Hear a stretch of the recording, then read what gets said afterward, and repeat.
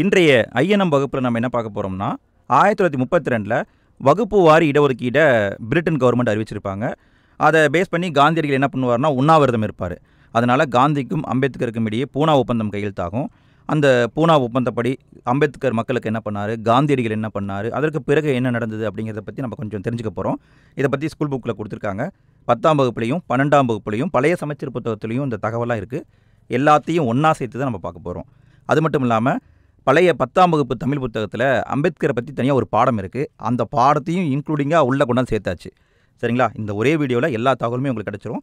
வீடியோவை முழுமையாக பார்த்து யூஸ் பண்ணிக்கோங்க. முதல்ல அம்பேத்கரை பார்ப்போம், அப்புறம் காந்தியடிகளை பார்ப்போம். 1920களில் ஒடுக்கப்பட்ட மக்களுடைய நம்பிக்கை நட்சத்திரமாக இருந்தவர் யாருன்னா அம்பேத்கர். அம்பேத்கரை பற்றி சொல்லணும் அப்படின்னா மராட்டிய மாநிலம் கொங்கன் மாவட்டத்தில் அம்பவாடே அப்படின்னு ஒரு கிராமம் இருக்குது. அந்த கிராமத்தில் பிறந்தவர். எப்போ பிறந்தாருன்னா 1891 ஏப்ரல் 14 பிறந்தார். 14வது குழந்தையாக பிறந்தார். அம்மா பேர் பீமாபாய், அப்பா பேர் ராம்ஜி ஜக்பால். அடுத்து இவருடைய படிப்பை பற்றி பார்ப்போம். இவர் நிறைய படிச்சிருக்காருங்க. 1908 பம்பாயில் இருந்த எல்பின்ஸ்டன் அந்த ஸ்கூலில் உயர்நிலைப் பள்ளியை முடிச்சிருக்காரு. அடுத்து 1912 பம்பாயில் இன்பின்ஸ்டன் கல்லூரியில் இளங்கலை பட்டத்தை முடிச்சிருக்காரு. அதற்கு பிறகு பரோடா மன்னனுடைய ஆதரவு பெற்று அமெரிக்கா போகிறாரு. அமெரிக்கா போயிட்டு அங்கே 1915 அமெரிக்காவில் கொலம்பியா பல்கலைக்கழகத்தில் முதுகலை பட்டத்தை வாங்குறாரு. பிறகு 1916 லண்டனுக்கு போகிறாரு. அங்கே பொருளாதாரத்தில் முனைவர் பட்டம் வாங்குறாரு. 1916 மானுடவியல் தொடர்பாக சர்வதேச மாநாடு ஒரு மாநாடு நடக்குதுங்க. அந்த மாநாட்டில் இந்தியாவின் சாதிகள் அப்படிங்கிற தலைப்பில் ஒரு ஆராய்ச்சி கட்டுரையை சமர்ப்பிக்கிறாரு. நான் ஆராய்ச்சி பண்ணியிருக்கேன் இந்தாங்க அப்படின்னு சொல்லிட்டு கட்டுரையை சமர்ப்பிக்கிறாரு. அந்த கட்டுரை பிறகு அரிய இந்திய புத்தகம் அப்படிங்கிற தலைப்பில் புத்தகமாக வெளியே வருதுங்க. அடுத்தது இவர் எப்படி தனித்தொகுதியை கேட்குறாரு, ஏன் தனித்தொகுதியை கேட்குறாரு அப்படிங்கிறத பார்ப்போம். 1930-31 பிரிட்டன் கவர்மெண்ட் என்ன பண்ணுறாங்கன்னா இந்தியாவில் சில சீர்திருத்தங்களை கொண்டு வரணும் அப்படிங்கிறதுக்காக அதற்காக தனியாக ஒரு டீமை ஃபார்ம் பண்ணுறாங்க. அந்த குழுவின் பெயர் சவுத் புரோ. அந்த குழுவுடைய பேர் என்னதுங்க? South pro. அந்த குழுவோட நீங்களும் பேசுங்க அப்படின்னு சொல்லிட்டு அம்பேத்கரை கூப்பிட்றாங்க. அம்பேத்கர் அப்போ தான் ஃபஸ்ட்டு போகிறாரு. போயிட்டு தனித்தொகுதி அப்படிங்கிற கான்செப்டை அங்கே தான் பேசுகிறாரு. அம்பேத்கர் சில பத்திரிகை அமைப்பு எல்லாத்தையும் தொடங்கியிருக்காரு. அதை பார்ப்போம். அம்பேத்கர் தொடங்கிய பத்திரிகை என்னென்னு பார்த்தா மூக் நாயக் அப்படிங்கிற பத்திரிகை. மூக் நாயக் அதோடைய அர்த்தம் என்னென்னு பார்த்தா வாய்ப்பேச முடியாதவர்களின் தலைவர் அப்படின்னு அர்த்தம். அடுத்து ஒரு அமைப்பு தொடங்கியிருக்காரு. என்ன அமைப்புன்னு பார்த்தா பகிஷ்கிரித் கிட்டாகர்னி சபா அப்படிங்கிற ஒரு அமைப்பு. இந்த அமைப்புக்கு அர்த்தம் என்னென்னு பார்த்தா தனித்து விடப்பட்டவர்களின் நலனுக்கான அமைப்புன்னு அர்த்தம். அடுத்தது இவர் மகத் போராட்டம் நடத்தியிருப்பார். எப்படி பெரியார் அவர்கள் 1924 வைக்கம் போராட்டத்தை பண்ணாரோ சேம் அதே மாதிரி அம்பேத்கர் அவர்களும் மராட்டியாவில் ஒரு போராட்டம் பண்ணியிருப்பாங்க. மகத் அப்படிங்கிற ஒரு குளத்துலேருந்து தண்ணீர் இருக்கும் போராட்டம். இது எப்போ நடந்திருக்குன்னு பார்த்தா 1927 மார்ச் 20 நடந்திருக்குங்க. இதில் ஒரு முக்கியமான விஷயத்தை நம்ம கவனிக்கணும். 2ஆம் வட்டமேஜை மாநாடுக்கு போகிறதுக்கு முன்னாடியே காந்தியும் அம்பேத்கரும் தனித்தொகுதியை பற்றி டிஸ்கஸ் பண்ணிட்டாங்க. ஆனால் உடன்பாடு எட்டப்படலை. 1932 ஆகஸ்ட் 16 வகுப்பு வாரி இடஒதுக்கீடு அப்படிங்கிறது அறிமுகப்படுத்துது. அதற்கு பிறகு அம்பேத்கரும் காந்தியடிகளும் 1932 செப்டம்பர் 20 என்ன பண்ணுறாங்கன்னா பூனா ஒப்பந்தத்தை போட்டுக்கிறாங்க. அடுத்து அம்பேத்கர் அவர்கள் 2 அரசியல் கட்சியையும் ஆரம்பிச்சிருக்காரு. என்ன கட்சின்னு பார்த்தா சுதந்திர தொழிலாளர் கட்சி 1937 உருவாக்கியிருக்காரு. பட்டியல் இனத்தவர் கூட்டமைப்பு 1942 உருவாக்கியிருக்காருங்க. அதற்கு பிறகு நிறைய பொறுப்புகளை வகிச்சிருக்காரு. 1942 பாதுகாப்புத்துறை ஆலோசனை குழுவில் உறுப்பினராக இருந்திருக்காரு. பிறகு அரச பிரதிநிதியுடைய அமைச்சர் குழுவிலும் அமைச்சராக அம்பேத்கர் அவர்கள் இடம்பெற்றிருக்காரு. அடுத்து இவருக்கு இருக்கிற தனித்திறமைகளை மட்டும் ஜஸ்ட்டு பார்த்துருவோம். என்ன திறமைன்னு பார்த்தா பொருளாதார திறமை அதிகமாகவே இருந்திருக்குங்க. அதனால் ஒரு புத்தகத்தில் எழுதியிருக்காரு, இந்தியாவின் தேசிய பங்கு வீதம் என்ற புத்தகம். ரொம்ப ரொம்ப முக்கியமான புத்தகங்க. அடுத்து சிறந்த கல்வியாளராக இருந்திருக்காரு. 1946 மக்கள் கல்வி கழகம் அப்படிங்கிற ஒரு கழகத்தை உருவாக்கியிருக்காரு. மும்பையில் சித்தார்த்தா உயர்கல்வி நிலையம் அப்படிங்கிற ஒரு உயர்கல்வி நிலையத்தை உருவாக்கியிருக்காருங்க. அடுத்து அம்பேத்கர் சொன்னால் சில கூற்றுகளை மட்டும் பார்ப்போம். ஏன்னா அதெல்லாம் ஸ்கூல் புக்கில் கொடுத்துருக்காங்க. முக்கியமானது ஜஸ்ட்டு பார்த்துட்டே போவோம். முதல்ல விடுதலையை பற்றி அம்பேத்கர் என்ன சொல்கிறாருன்னு பார்ப்போம்.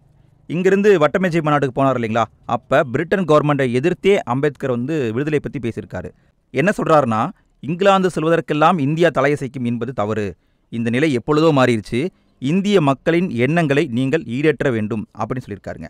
அடுத்தது ஒடுக்கப்பட்டோர் பற்றி அவர் என்ன சொல்கிறாருன்னு பார்த்தா முதல் வட்டமேஜை மாநாடு 1930 இவர் பேச ஆரம்பிக்கும் பொழுது அரை வயிற்று கஞ்சிக்கு அல்லல் படும் ஊமைகளின் உறுப்பினராக நான் பேசுகிறேன் அப்படின்னு சொல்லி ஒடுக்கப்பட்டோரை பற்றியும் பேசியிருக்காரு. அடுத்து கல்வி பற்றி நிறைய பேசியிருக்காருங்க. அதில் முக்கியமானது கவனிச்சுட்டு வருவோம். ஒவ்வொருவரும் முழு மனித நிலையை அடையணும்னா அவருக்கு கல்வி, செல்வம், உழைப்பு இந்த 3ம் தேவைப்படும். இந்த 3ல் ஏதாவது ஒன்று குறைஞ்சாலும் கண்டிப்பாக அவர் முழு மனுஷனாக ஆக முடியாது அப்படின்னு சொல்கிறாரு. செல்வம், உழைப்பு இந்த ரெண்டுமே இல்லாத வெறும் கல்வி மட்டும் இருந்தால், கல்வி மட்டுமே இருந்தால் அது கலர் நிலம். செல்வமும் வேண்டும், உழைப்பும் வேணும். அதுவே உழைப்பும் கல்வியும் இல்லாத வெறும் செல்வம் மட்டும் இருந்தால் அது மிருகத்தனம் அப்படின்னு சொல்கிறாருங்க. கற்பித்தல் அப்படிங்கிறது அறிவியல் முறைக்கு உகந்ததாக இருக்கணும். விருப்பு வெறுப்பற்ற முறையில் கற்பிக்க வேண்டும். மாணவனுக்குள்ள தகவலை திணிக்கிற மாதிரி இருக்கக்கூடாது. அவனுடைய ஊக்கத்தை தூண்டுற மாதிரியும் அவனுடைய தனித்திறமையை வெளியே கொண்டு வர்ற மாதிரியும் கல்வி இருக்கணும்னு சொல்லியிருக்காரு. அடுத்து சாதியை பற்றி என்ன சொல்கிறாருன்னு பார்ப்போம். சமூகத்தின் மாற்றத்திற்கு சிந்தனை விதைகளை தூவுறாங்க பார்த்தீங்களா, அந்த புரட்சியாளர்களால் தான் இந்த உலகம் வாழ்ந்துக்கிட்டு இருக்கு அப்படின்னு சொல்கிறாரு. இந்திய பொருளாதார மேம்பாட்டுக்கு சாதி என்பது நன்மை தருமானா தராது. இந்தியர்களுடைய நலன், இந்தியர்களுடைய மகிழ்ச்சி எல்லாத்துக்குமே இந்த சாதி அப்படிங்கிற நோய் தீங்கு விளைவிக்கிறது அப்படின்னு சொல்கிறாரு. சாதியை நோயின்னு சொல்லிட்டாரு. இது மக்களிடையே ஒருமைப்பாட்டை சீர்குலைந்து விட்டது. அதை அவங்க உணர்ந்துக்கிட்டால் போதும், அதுவே எனக்கு நிறைவு தரும் அப்படின்னு சொல்லியிருக்காருங்க. அடுத்து சமத்துவம், சகோதரத்துவம், சுதந்திரம் இதை பற்றியெல்லாம் பேசியிருக்காரு. என்னென்னு பார்ப்போம். ஜனநாயகத்தின் மறுபெயர் தான் சகோதரத்துவம். சுதந்திரம் என்பது சுயேட்சையாக நடமாடும் உரிமை. சமத்துவம் அப்படிங்கிறது எல்லா மனிதருக்கும் எல்லாம் கிடைக்கும் வகையில் நடத்துவதுதான் சமத்துவம் அப்படின்னு சொல்கிறாருங்க. அடுத்து அம்பேத்கர் அவர்களை பற்றி நிறைய பேர் புகழ்ந்து சொல்லியிருக்காங்க. அந்த புகழ்ந்த வார்த்தைகளை மட்டும் பார்த்துருவோம். பெரியார் என்ன சொல்கிறாருன்னா, அம்பேத்கர் உலகத் தலைவர்களுள் ஒருவர், பகுத்தறிவு செம்மல், ஆராய்ச்சியின் சிகரம், மக்களின் மாபெரும் வழிகாட்டி, அந்த தலைவரை போல் வேறு யாரையும் நாம் காண முடியாது அப்படின்ட்டு அம்பேத்கர் சொல்லியிருக்காரு. நேரு என்ன சொல்லியிருக்காருன்னா, பகுத்தறிவு துறையில் அவருக்கு இணை அவரே, ஆசிய கண்டத்தில் மிகப்பெரிய தனியார் நூலகத்தை அமைத்த பெருமை இவரையே சாரும் அப்படின்னு சொல்கிறாங்க. அடுத்து ராஜேந்திர பிரசாத், இவர் என்ன சொல்கிறாருன்னா, அண்ணல் அம்பேத்கர் தன்னலமற்றவர், மிகுந்த ஆர்வத்துடனும் விருப்பத்துடனும் விரைந்து தனியாக செயல்பட்டவர், தனக்கு கொடுக்கப்பட்ட பணியில் கர்மமே கண்ணாக இருந்தவர் அப்படின்னு ராஜேந்திர பிரசாத் சொல்லியிருக்காரு. இது வரைக்கும் நம்ம அம்பேத்கர் அவர்களை பற்றி பார்த்துட்டோம். அவர் மக்களுக்காக என்ன பண்ணார் அப்படின்னு பார்த்துட்டோம். அடுத்தது காந்தியடிகளை பற்றி பார்ப்போம். ஏன்னா காந்தியடிகளும் ஒடுக்கப்பட்ட மக்களுக்காக போராடி இருக்காருங்க. என்ன பண்ணியிருக்காருன்னு பார்ப்போம். தன்னுடைய இருப்பிடத்தை மாற்றிருக்காரு. இப்போ எங்கே போயிட்டாருன்னா, சபர்மதி ஆசிரமத்திலேருந்து மத்திய பிரதேசத்தில் இருக்கிற வார்தா அப்படிங்கிற இடத்துக்கு மூவ் ஆகிட்டார். ஹரிஜனர்களுக்கான பயணம் அப்படிங்கிற நாடு தழுவிய பயணத்தை மேற்கொள்கிறார். எல்லா ஹரிஜன மக்களுக்குமான ஒரு பயணத்தை ஆரம்பிக்கிறாரு. ஹரிஜனர் சேவை சங்கம் அப்படிங்கிற சங்கத்தை ஆரம்பிக்கிறாரு. 1933 2 உண்ணாவிரதம் இருக்கிறாரு. எதுக்கு இருக்காருன்னா, ஹரிஜன மக்கள் தீய பழக்கங்களை விட்டுறணும், அவங்க வாழ்க்கையில் நன்முறையில் உயரணும் அப்படிங்கிறதுக்காக வலியுறுத்தி 2 உண்ணாவிரதம் இருந்திருக்காருங்க. குறிப்பாக இதோடைய ஒரு பகுதி தான் கோவில் நுழைவு போராட்டம் அப்படின்னு சொல்கிறாங்க. அதாவது கோயிலுக்குள்ளே தாழ்த்தப்பட்ட மக்கள் நுழையக்கூடாது இருந்தது இல்லையா.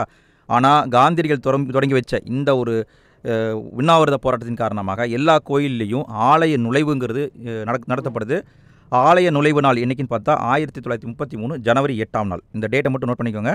இதுதான் ஆலய நுழைவு நாளாக கடைபிடிக்கப்படுது. எல்லா தாழ்த்தப்பட்ட மக்களும் கோயிலுக்குள்ளே போகிறாங்க. இந்த அளவுக்கு காந்தியடிகளும் தாழ்த்தப்பட்ட மக்களுக்காக போராடி இருக்காரு. அம்பேத்கர் அவர்களும் தாழ்த்தப்பட்ட மக்களுக்காக போராடி இருக்காங்க.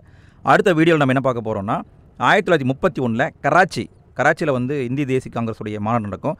அந்த மாநாட்டில் என்ன தீர்மானம் போட்டாங்க அப்படிங்கிறத பார்க்க போகிறோம். அடுத்தது 1935 இந்திய அரசு சட்டம் போட்டிருப்பாங்க. அந்த சட்டத்தின் சிறப்பம்சம் என்ன அப்படிங்கிறத பற்றி டீட்டெயிலாக பார்ப்போம். இதே மாதிரி நிறைய ஐஎன்எம் வீடியோ போட்டிருக்கோம். எல்லா வீடியோவுடைய பிளேலிஸ்ட்டு இந்த வீடியோக்கு கீழே டிஸ்கிரிப்ஷனில் இருக்குது. எண்ட் ஸ்க்ரீனையும் கொடுத்துருக்கேன். கீழே ஃபஸ்ட்டு கமெண்ட்லையும் பின் பண்ணி வைக்கிறேன். தேவைப்பட்டால் எல்லா வீடியோவும் பார்த்து யூஸ் பண்ணிக்கோங்க. நன்றி.